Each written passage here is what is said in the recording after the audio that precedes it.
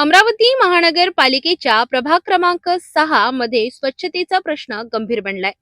सफाई कामगारांच्या घोषित बंदमुळे अनेक भागांमध्ये कचऱ्याचे ढीग साचले असून नागरिकांचे हाल होत आहेत। या पार्श्वभूमीवर नगरसेवकांनी प्रशासनावर तीव्र नाराजी व्यक्त केली आहे। सविस्तर माहितीनुसार अमरावतीतील प्रभाग क्रमांक 6 मधील मोरबाग, विलासनगर, गौडीपुरा, मसानगंज, झाडपीपुरा, चेतनदास बगीचा, बजरंग टेकडी आणि इतवारा बाजार परिसरात सफाई कामगारांनी घोषित बंद पुकारल्यामुळे स्वच्छतेची कामे पूर्णपणे ठप्प झाली आहेत। सकाळपासूनच परिसरात कामगार कामावर न आल्याने अनेक ठिकाणी कचऱ्याचे ढीग साचले असून नाल्यांची साफसफाई होत नसल्याने नागरिकांना मोठा त्रास सहन करावा लागत आहे। इतवारा बाजार येथील मशिदीसमोर घाणीचे साम्राज्य निर्माण झाले असून पिंजरा गल्ली परिसरात नाल्यांमधून दुर्गंधी येत असल्याची तक्रार नागरिकांनी केली आहे।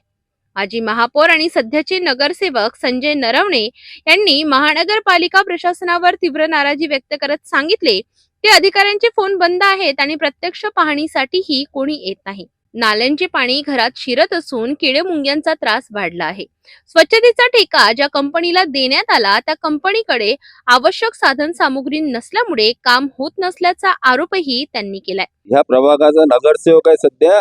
आजपासून साफसफाईचे काम कोणार्कवाल्याकडे देण्यात आले होते, पण सध्या कोणार्कवाला इथे उपस्थितच नाही आहे आणि साफसफाईसाठी एक पण माणूस नाही आहे वार्डात। तसेच वार्डात 4 वर्षाचं प्रशासन असल्यामुळे वार्डात गंदगीचा हाहाकार झालेला आहे आणि आता तो जो कॉन्ट्रॅक्ट होता जुना, त्यांच्यासाठी आरोग्य अधिकारी आम्हाला म्हणत होते की बा 15 दिवसानंतर आता नवीन चालू होणारच आहे, तर तो 15 दिवस त्याला काही त्रास देऊ नका जुन्या कॉन्ट्रॅक्टरला। तर आम्ही त्याच्यातही तयार झालो, पण आता जनता एवढी त्रासलेली आहे, लोकांच्या घरात किडे जात आहे बारीक बारीक आणि आउटलेट मधून पाणी सुद्धा जात आहे। हा विलासनगर हा स्लम एरियाचा भाग असल्यामुळे ते लोकांचे जुने घर आहे आणि आउटलेट मधून पूर्ण पाणी जात आहे आणि कोणार्कवाल्याचा इथं पत्ता नाही।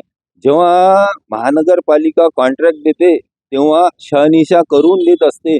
वर्क ऑर्डर केव्हा देते, त्याच्याजवळ साहित्य आहे की नाही आहे, त्याच्याजवळ गाड्या आहे की नाही, घंटी कटले आहे की नाही आहे, असं इथं काहीच दिसून येत नाही। आता 7:30-8 वाजले आहे। सकाळी साफसफाईचं काम 6:30 वाजता हजेरी होते, कारण की मी 2007 पासून पाहत आहे अशी पद्धत चालते कॉन्ट्रॅक्टची। पण ह्या कॉन्ट्रॅक्टमध्ये आणि कमिशनरला फोन केला, कमिशनर फोन उचलत नाही। अतिरिक्त आयुक्ताचा फोन स्विच ऑफ आहे। आरोग्य अधिकारी म्हणतात मी आत्ता येतो, पण त्यांचाही काही पत्ता नाही। अशाने अमरावती शहराच्या आरोग्याची वाट लावली आहे यांनी। यांच्यावर कारवाई करण्यात यावी, कोणार्कवाल्याला इथून काढून देण्यात यावे आणि त्याला ब्लॅकलिस्ट करण्यात यावे। कंपनीने तात्काळ काम सुरू न केल्यास त्यांच्यावर दंडात्मक कारवाई करून काळ्या यादीत टाकावे अशी मागणीही नरवणे यांनी केली आहे। आणि महत्त्वाचं म्हणजे संजय नरवणे हे जेव्हा अमरावती महानगरपालिकेचे महापौर होते तेव्हा या शहराचे स्वच्छतेची स्थिती काय होती आणि महापौर म्हणून या विषयावर त्यांनी कितपत काम केले हे सुद्धा नगरसेवक संजय नरवणे यांनी एकदा आठवणे आवश्यक असल्याचे नागरिकांनी बोलले आहेत। या पुऱ्या प्रभागामध्ये जे प्रतिनिधी निवडून आलेले आहे, मला तर असं सांगावं वाटते की प्रशासनानं या प्रतिनिधीचा खेळवाड लावला का। 4 वर्षाचं प्रशासनानं राज केलेलं आहे, पुरं गंदगीचं साम्राज्य बनवून ठेवलेलं आहे। त्याच लाईनीवर प्रतिनिधीलाही आणण्याचा प्रयत्न प्रशासन करून राहिला। आता नगरसेवकांनी काय करायचं याचा विचार या नगरसेवकाचा विचार आहे। इथले रगड बनलेले आहे प्रशासन का जाधवला 10 फोन केल्यानंतरही फोनाचं उत्तर नाही देत, फोन उचलायला तयार नाही। म्हणजे प्रशासनानं काय करावं, त्या प्रतिनिधीनं काय करावं, कोणाच्याकडे पाहावं।